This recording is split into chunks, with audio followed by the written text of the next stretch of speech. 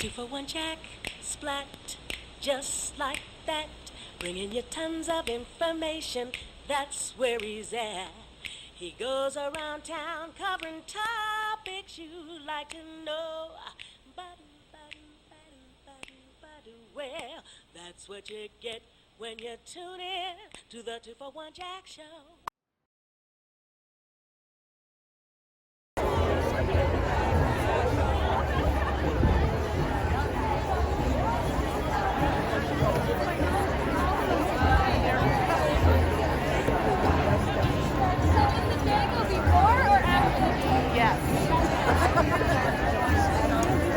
Just behind you.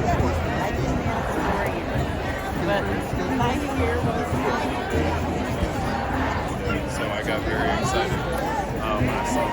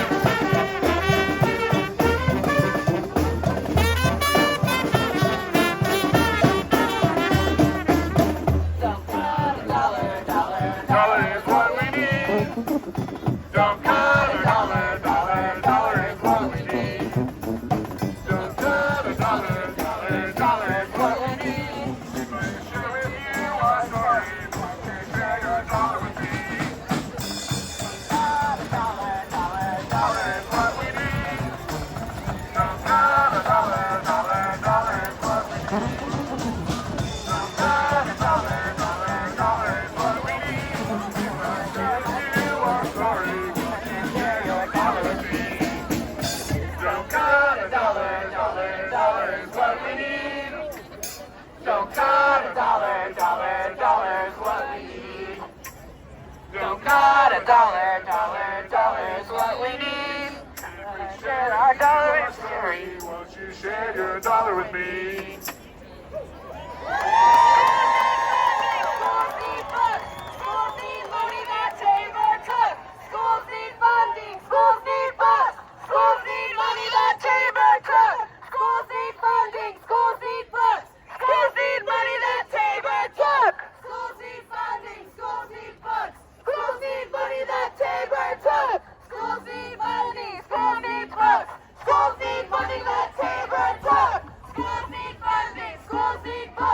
Schools need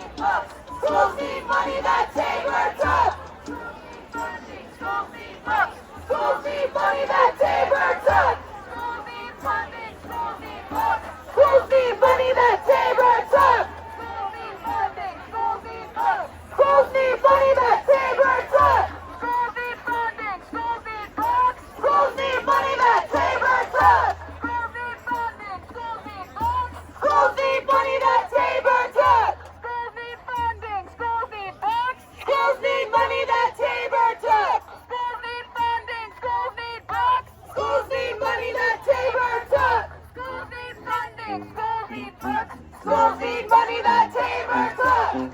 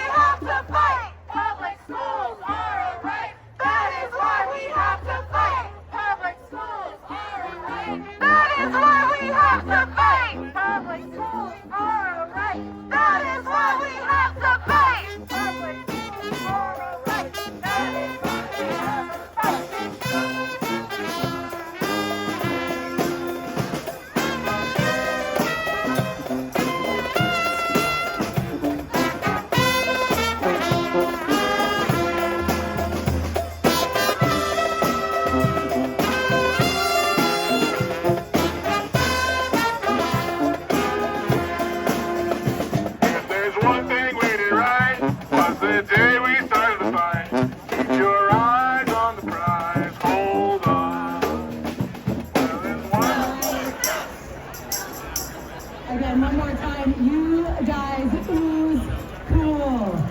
This is the coolest man, Colorado. Educators of Colorado, you are here because we are tired. I'm obsessed with no more cuts, no more cuts. No more coconuts is like my favorite one. No cuts, no butts, no coconuts. It's a beautiful day to be here with you in Colorado. My name is Liz Waddick. I am a 20-year, heck yeah! I see you, SCEA! I see you! I've been a teacher for 20 years, a Spanish teacher, and I am your Vice President of the Colorado Education Association.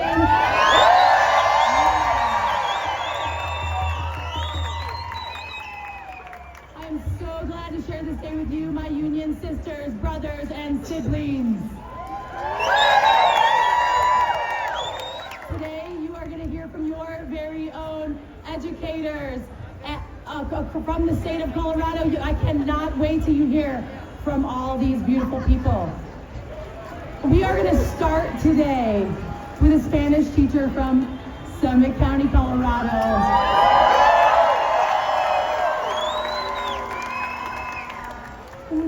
Una mujer inspiradora, de verdad inspiradora, y que se llama Isabel Rodríguez.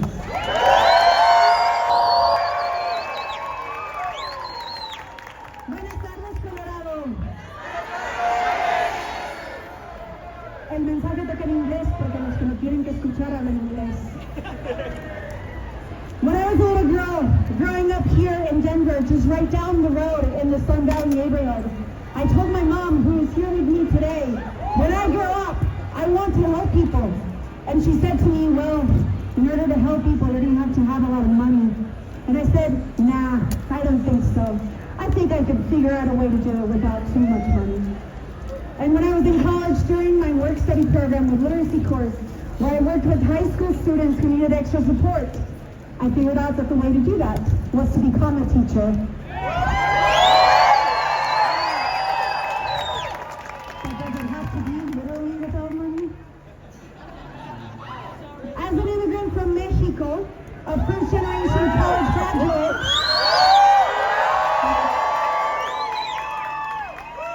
from a family of 6, the first and only female, I knew that combining the best education paired up with my personal experiences, I could become the ultimate chingona.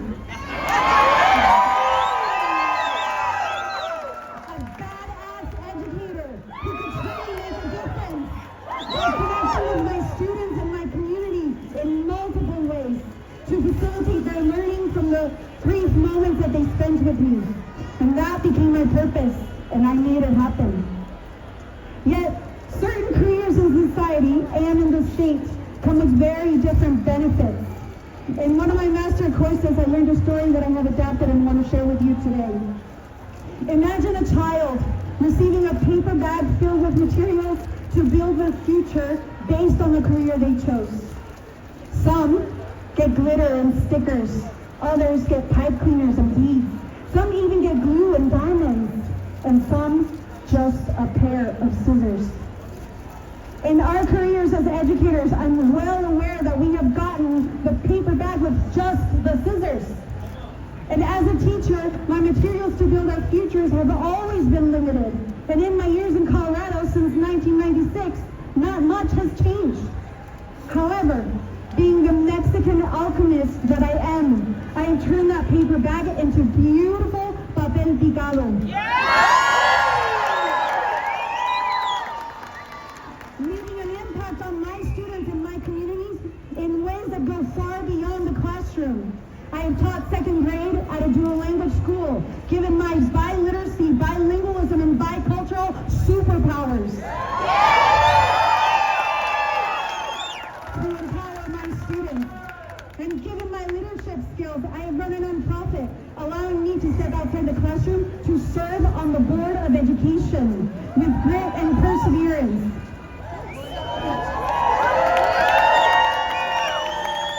And most recently, I transitioned and adapted to work with the most fascinating human beings at Summit High School. Coming back to the classroom to join the union and to be a part of the ACE Fellowship, to focus on advocacy, civil rights, and equity is what brings me here today.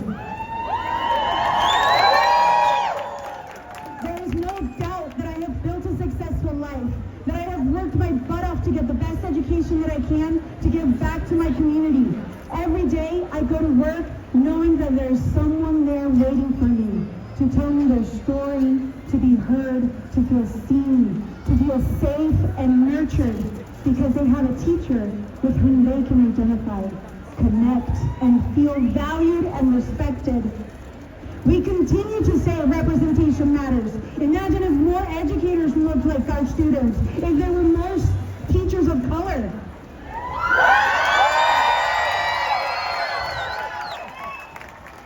Growing up in Denver, I didn't have a teacher who looked like me or sounded like me, so I became one. And I see the impact firsthand. My students value me, and I see the difference it makes. Yet, as I strive to break the cycle of poverty, building generational wealth, and create a better future for my own two children who are also here with me,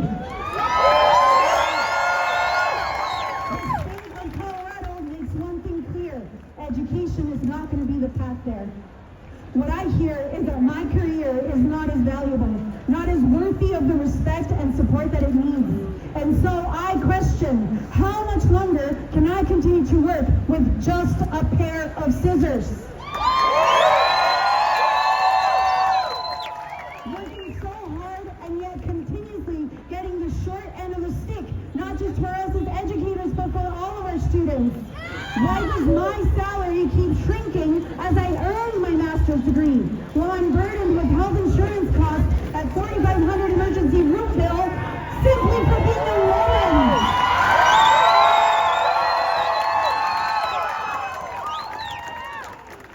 While my husband, who is also here today, can make more money without a degree working construction. I love my husband. I cannot do this without him, but I should be able to, because I'm a woman.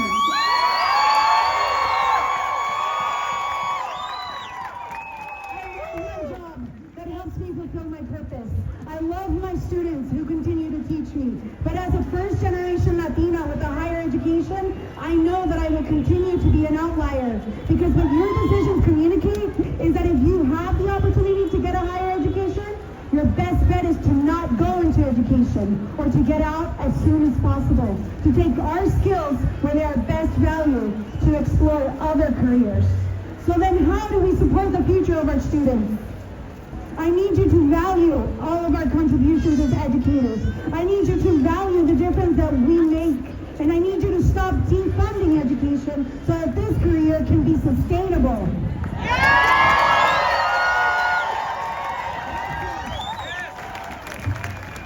Let's give it up.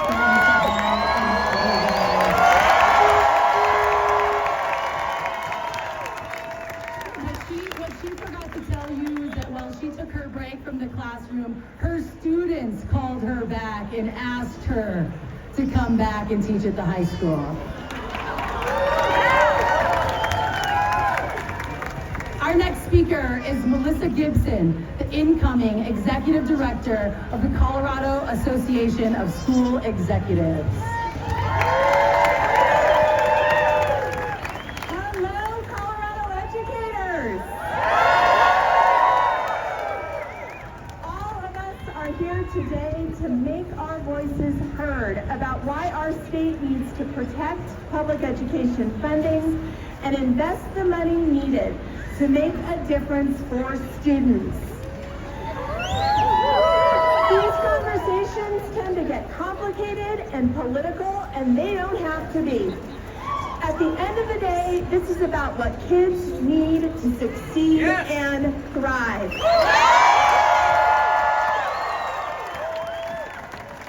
Incredible things are happening in every single classroom across this state, every single day, and we cannot afford to go backwards. Kids and their future are worth Colorado's investment.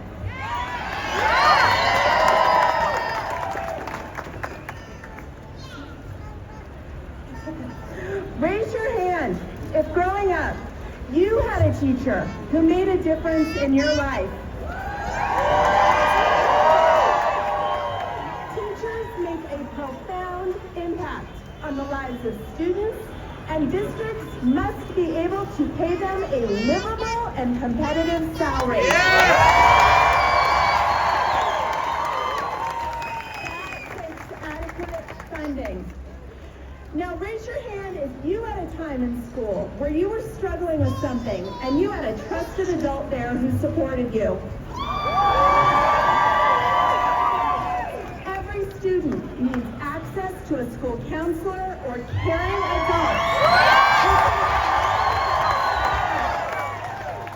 It can mean the difference between a student giving up or pushing through and coming out stronger on the other side. Providing school counselors takes adequate funding.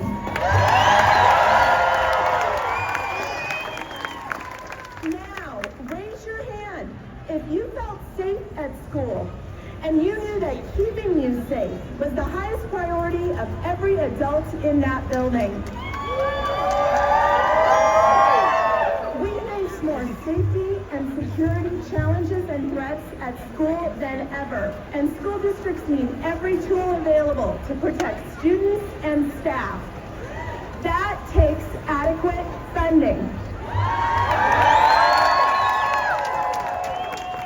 And finally, raise your hand if you or someone you knew relied on the breakfast or lunch at school as the only guaranteed meal of the day. For too many students, that school meal is the most food they will eat all day, and it's what helps them focus in class and keep learning. Feeding our kids takes adequate funding. No matter what we call it, a cut is a cut. Any cut to public education hurts students, and they deserve better. Educators are doing more than ever before to support kids and give them the tools they need to succeed. This includes things like working with them to provide opportunities for industry certificates and college credits, offering internships in STEM learning, ensuring every student is fed during the school day, and offering preschool and kindergarten to our youngest learners. All of us want to see these things continue.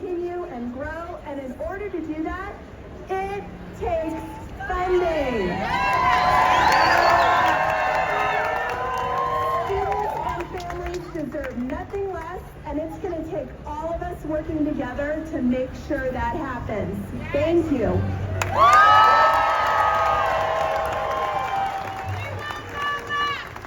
Thank you, Melissa. Real quick, I'm also a Spanish teacher. That's how I know Isabel Rodriguez. I had the luxury of teaching with her for 5 years. This right here, you're gonna say it with me, you ready? Okay. La gente unida jamás será vencida. La gente unida jamás será vencida.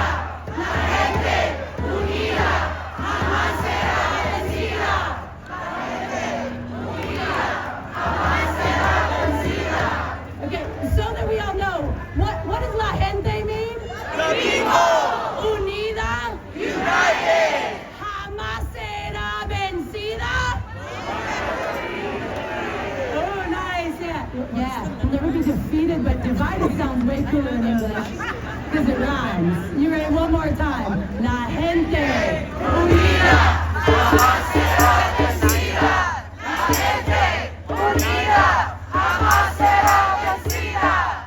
Thank you, you guys.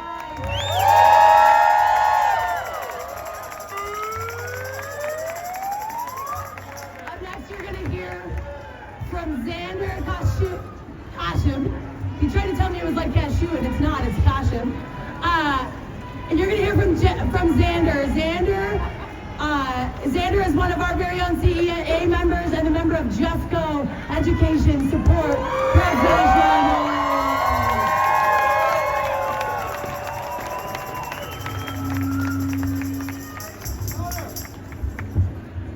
All right, hello everybody. For the last 10 years, I've worked as a school food service worker.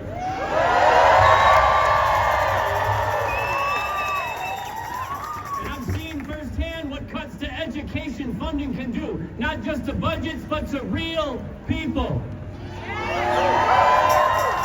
I've seen kids come through my lunch line hungry, stressed, and struggling. Their families that are barely getting by. I've seen the relief on a child's face when they get a warm meal. Sometimes it's the only meal they get that day. 2 years ago, Proposition FF passed, providing free meals for all of our students. But now, cuts to education funding threaten the life of that program and the success of my students.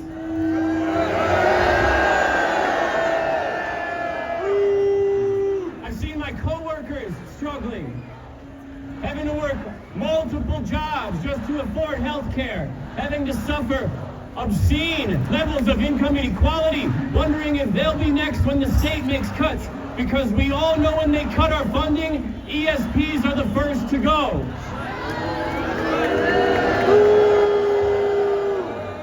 We are the lowest paid workers in education, but without us, schools cannot function. Who makes sure students get to school safely? Who feeds our kids? Who keeps schools clean and safe? We do. Yet we are treated as if we don't matter. I am here to tell you, we matter. Our work matters. If the state won't recognize that, we will make them listen. Governor Polis, you say canceling school is not a good way to be heard. Well, how about you come outside and tell that to our faces?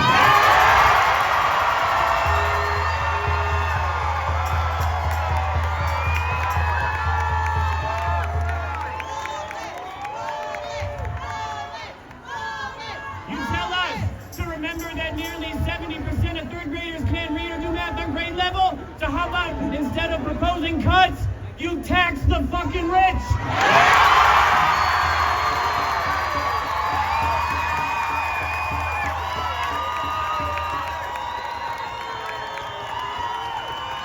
Education in Colorado is chronically underfunded because of Tabor.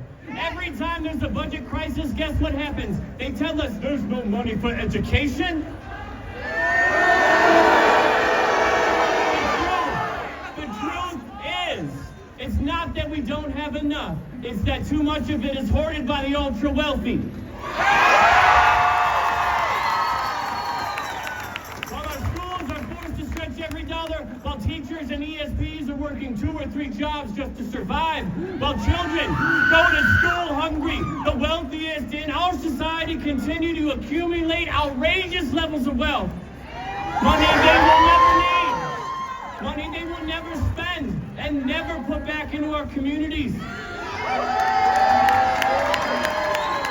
How is it that working people, those who educate, care for and serve our students, are barely making enough to live on, while billionaires are adding millions to their bank accounts every single minute?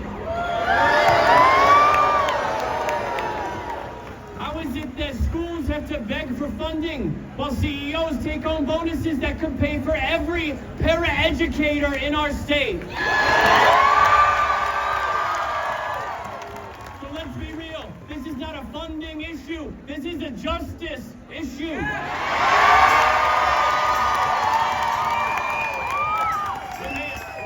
When they cut our budget, they aren't cutting programs for rich white folks. They're cutting programs for black and brown kids. They're closing schools in rich white neighborhoods. They're closing schools in poor black and brown neighborhoods. It's not just unfair, it's immoral. We're here today because it's immoral. It's 2 for 1 Jack, splat, just like that. Bringing you tons of information, that's where he's at. He goes around town covering topics you'd like to know. Well, that's what you get when you tune in to the 2 for 1 Jack Show.